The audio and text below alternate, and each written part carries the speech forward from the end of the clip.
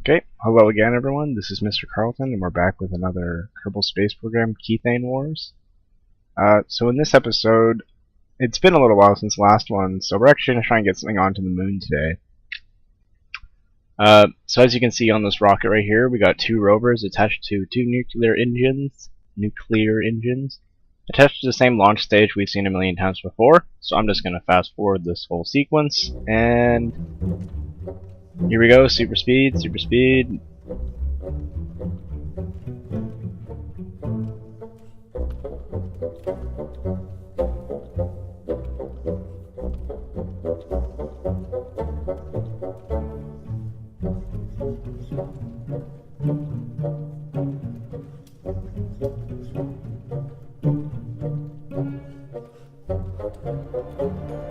Okay, we're just going to jump back to normal speed right now, and I'm going to go over the moon capture procedures, maneuvers, and all that stuff. So in this case, I don't have a lot of time because I didn't plan far enough ahead, so instead I'm actually kind of more maneuver node, almost probing. I knew from before that I should have already burned if I actually switched back to at some point. This is a post-commentary, so I'm asking myself to do something I didn't do.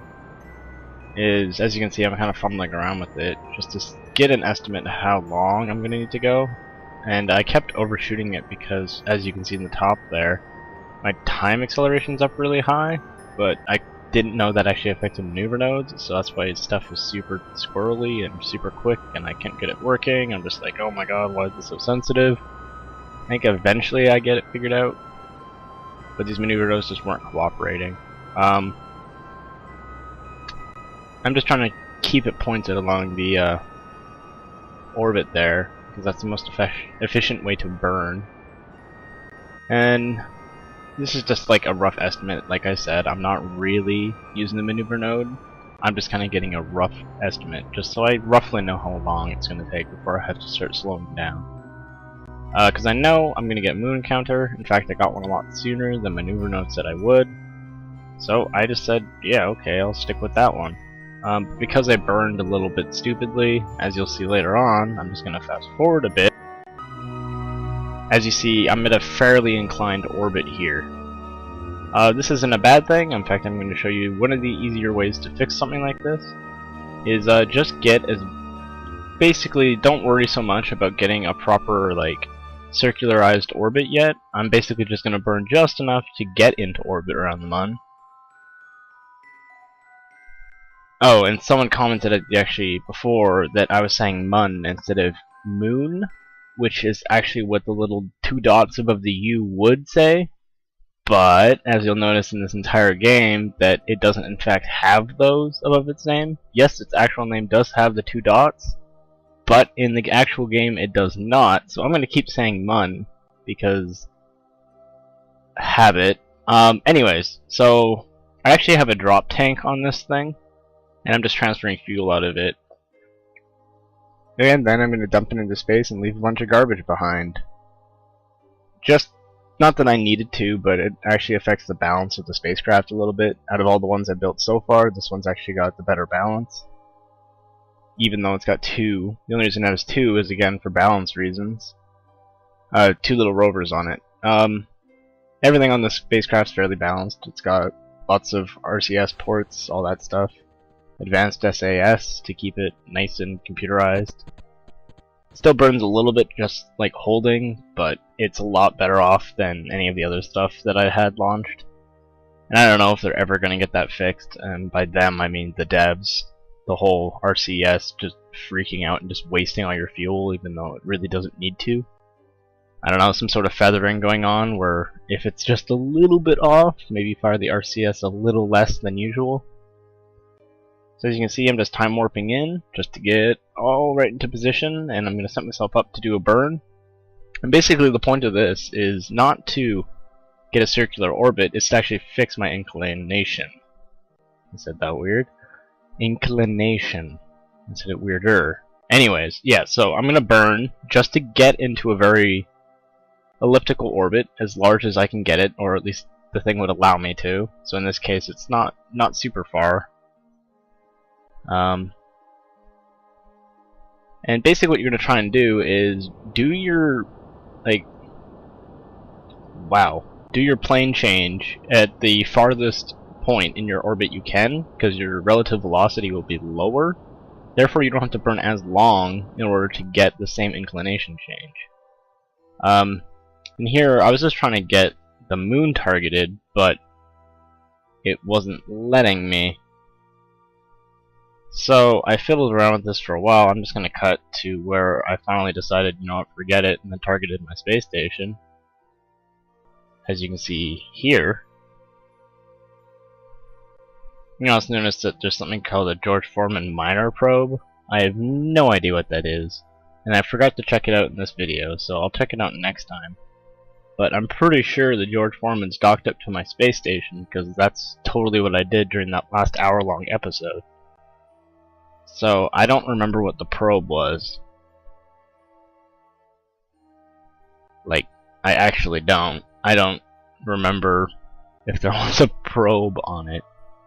But as you can see, I only need like about 60 meters per second of delta V in order to get this thing into the proper plane.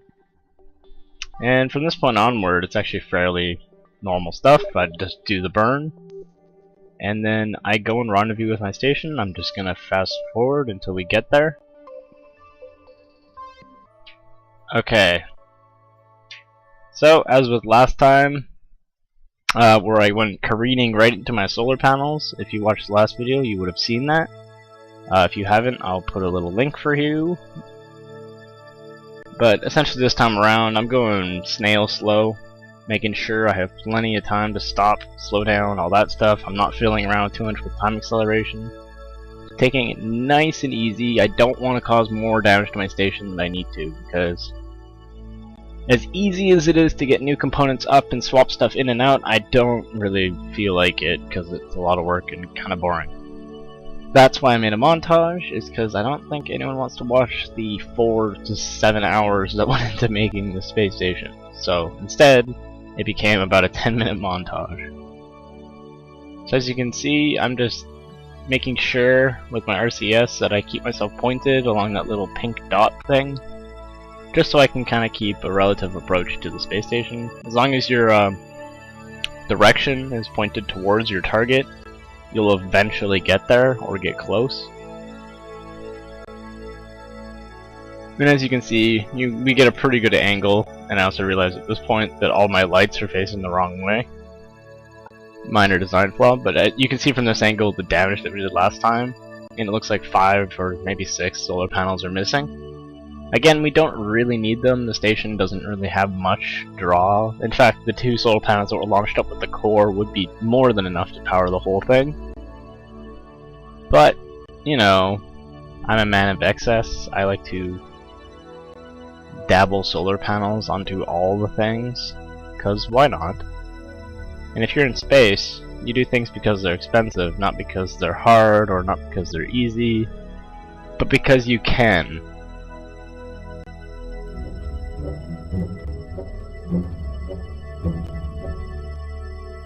So, by this point, I've done a few dockings, so I'm not really too worried about anything going wrong. Although, I have kind of left my RCS on, and as you can see, it is slowly draining. And we have definitely more than enough to make a proper docking. But, as you'll see soon enough, nothing quite works out for, I don't even remember the name of my company. What is it? Give me a second. I'll remember. Oh crap! If you remember what the name of my company is, just post it in the comments. That'd be fantastic.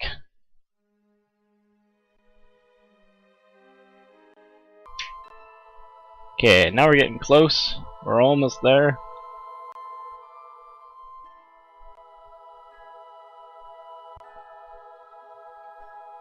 And this is where things start to go horribly wrong for the Mayflower space station. As you'll see, physics just aren't my friend. I tap it, and then the solar panels begin to go apeshit crazy on me.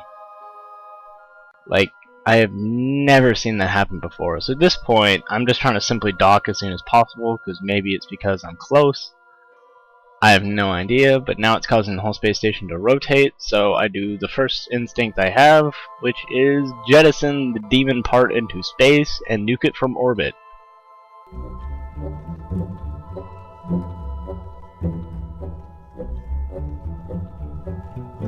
So normally this is kind of cheaty and I don't like doing it, but at this point I figured I didn't have much of a choice or I was going to lose my whole station. So I totally undocked the broken solar panel into space. It went careening into my ship. It actually knocked off another solar panel, or a couple, and then I very quickly ended the flight. Like I said, I don't like doing that because it is really cheaty, just ending flight of things, but I was more worried about it breaking the game. So, forgive me, but I'm not willing to break my game because I'm not willing to be a little bit cheaty. So that whole mess actually drained almost all of our monopropellant. As you can see, we only have one unit and little change, and there goes the rest of it. Of course, by this point I've now realized that, and I realize I'm pretty much dead in the water at this point, because there's no way I'm going to be able to dock with that nuke engine. So I do what any reasonable person would do, is send a rescue mission. And now we're going to go back to the George Foreman over here, which is currently docked onto the space station. So I'm going to detach it, set it up, and then I'm going to go meet the guy. You remember last time, the only large docking port we have on it is actually screwed up by those solar panels, which I probably should have rotated before I connected. But we're going to try and deal with it because it's really the only option we have. The only other spacecraft we have on the space station that has a docking port large enough is currently not on the space station. It's in orbit around the main thing and docked up to the INC, unless of course Newb has in fact disabled or demolished it. There was a spacecraft that would have been able to dock with this because it's basically the same as the Grovers over there, my LKOs, or low Kerbin orbit, which has been modified with the nuke engine in order to work in interplanetary travel with the nuke engine, of course. Which is also why the balance is off. It was actually balanced to have the smaller engine, not those big nuke engines. So its center of mass is way farther back than it normally would be. That's why the RCS is a little bit screwy. So this might seem like a stupid option, and in fact it really was, because as you'll notice, I did not actually refuel the RCS before I left.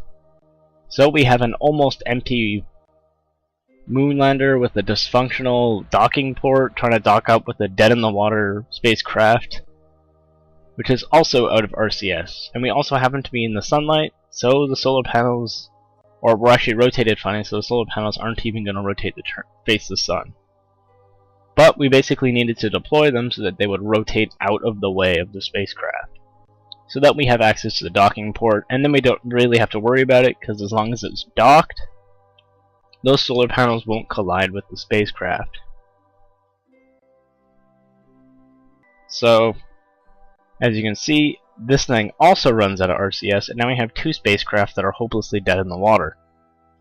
So I rotate this thing to get the solar panels as out of the way as I can, and then I attempt to do an RCS-free dock, which is actually very difficult to do with nuke engines because they're so unwieldy heavy. And because the spacecraft actually has two of them, it's a little bit of an over-thrust.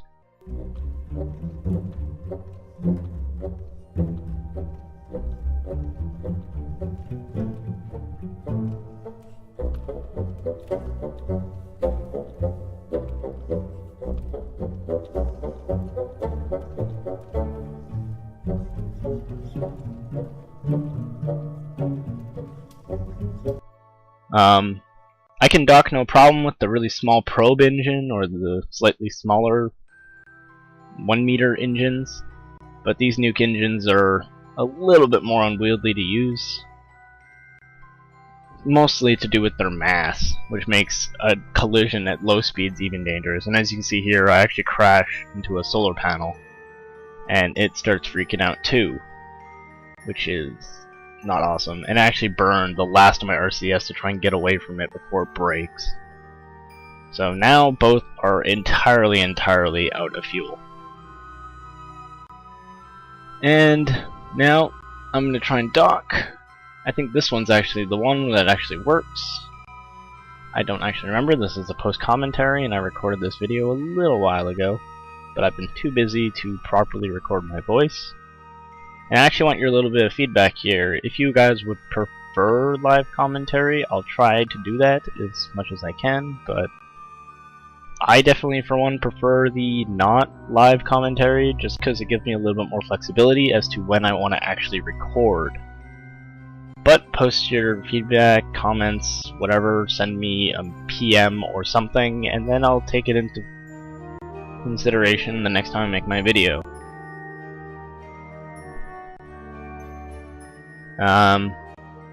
Fast forwarding.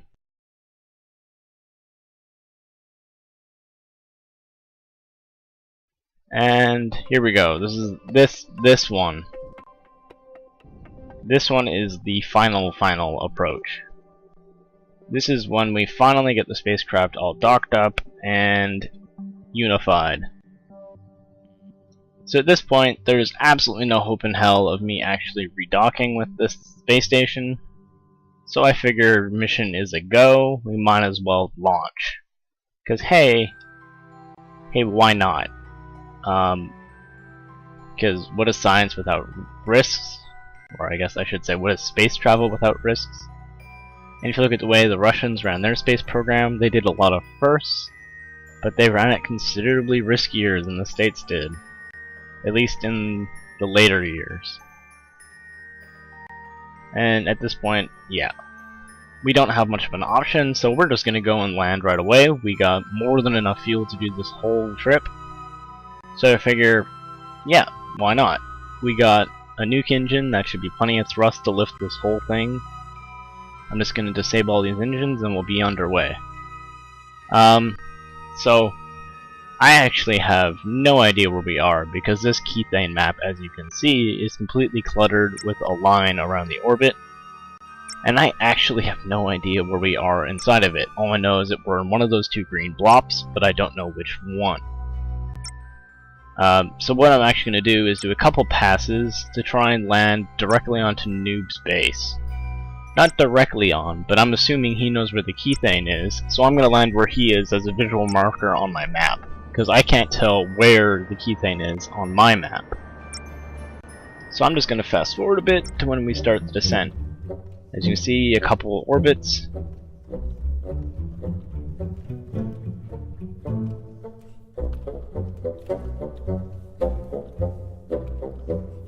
And all the fun stuff begins. Okay, and now we get ready to do our descent burn. So, this is under the assumption that I totally have enough thrust to do this, and I'm just doing a couple burns to try and reduce my side velocity, my horizontal speed, rather than reducing my height just yet.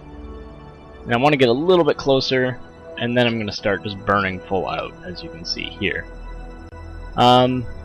I don't use mech jab or whatever, but I've done a couple precision landings before. I can get within like 100 meters of the ship I'm trying to get to. I don't have monopropellant, so moving once landed is totally out of the question, but I design all my spacecraft, especially the lander ones, to have plenty of loiter time. I don't know if I've mentioned this before, I think I did in the video where we were making the George Foreman, is that I like to be able to sit above my target and just hover for pretty much as long as I need to. Most of that's just so, yeah, you can, if you overshoot your target, totally fly all the way back. I don't like designing my landers to be a one-shot suicide approach, where you basically burn all your fuel in the last 2 seconds and then land as quickly and as insanely as you can. I like to do it nice, slow, steady, and just like burning with plenty of time to spare and taking your sweet time doing all that stuff. So you'll also notice that the George Foreman is in fact upside down. That will be a problem, but I can't actually detach it now, because I'm not going to have enough time. I should have really detached one in orbit, then descended, but I was not thinking ahead, and at this point it was probably not too late, but I was just too lazy, and it was too late at night for me to care, so I figured, yeah, it's 2 nuke engines, that should be plenty, right? The moon doesn't have that much gravity, it should be no problem. And to be honest, it really, really, really shouldn't be a problem. But as you'll see soon, things just don't quite work out for me. Most of it's just from terrible information, the fact that I tried to land at night, and every small thing possible just went wrong on this mission.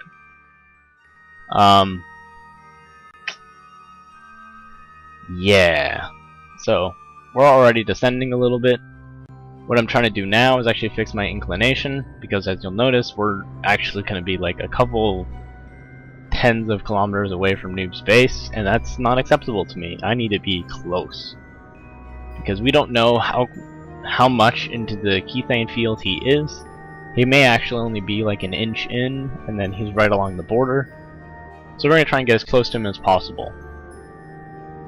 Only because he paid for a proper surveyor map, and we did not. As you can see, we only have a band, whereas he has a couple satellites in orbit, and he probably has the whole map. So he's got a big picture, and he landed along the equator, probably for a reason. So we're going to assume he knows what he's doing, and he did his proper research. And we can beat him to a punch and get all the Kethane later, but until that point, we're totally at his mercy. So this is probably about the time where I should start burning in the other direction. As you can see, I start cancelling out my velocity. I still have 300 meters to go, so I don't have too much time, but I'm not really worried yet. We're still like 11 kilometers or so up, so we got plenty of time to burn off that speed.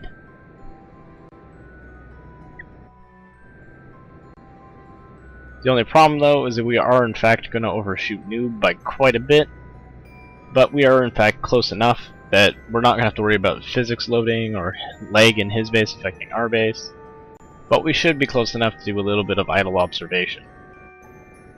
Again, since that update, everything's really dark at night, and even though I have a ridiculous amount of lights, I can't see anything below me.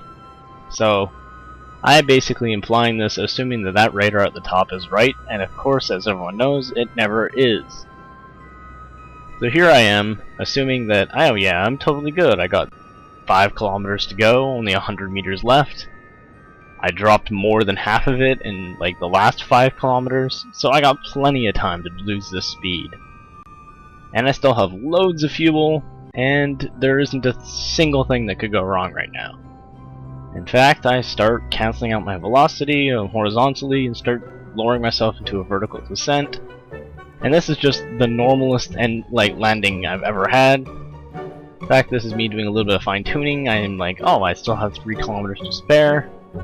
I don't feel like waiting, so I'm just going to drop pretty quickly. And this is when I notice that something might be kind of wrong.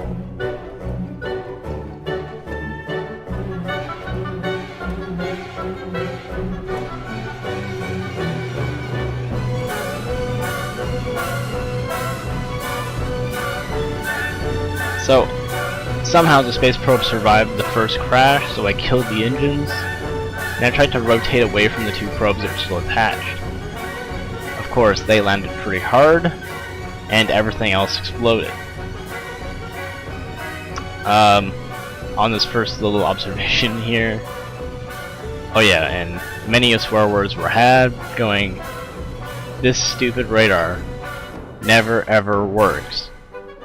I also want to point out that I think we actually crash landed at 1337. I don't know how many of you might care about that, but I thought it was mildly hilarious. We just happened to be at almost exactly the right height to just have an epic leap fail. So here I am trying to salvage the mission. Looks like the probe is completely destroyed, or the miner is completely destroyed, but it looks like both of our rovers are in pretty good shape. So what we're going to try and do is, in the low moon gravity, flip them back over. Because they have a seat in them, they actually have more than enough torque to do so, as you can see. You can't do this on Kerbin, but you can totally do this on the Mun. And it actually flips completely over because the physics is what? I don't think you can see anything anyways, except maybe a silhouette and a couple lights. So this is probably really confusing right now. But, as you can tell, it's a complete mess of everything right now.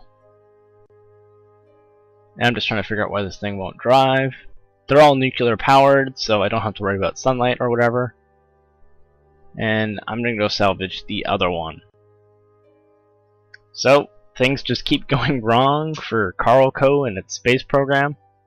Hopefully Newhb is actually, or Newhb Incorporated, Newhbish. If you know what Newhb's company is, put it in the comments below. Hopefully they are having slightly more luck. In fact, we are going to be driving these probes over to say hi. We had a mistake. Can we stay with you? And this has been MrCarltron, and I hope to see you next time with more Kethane Wars.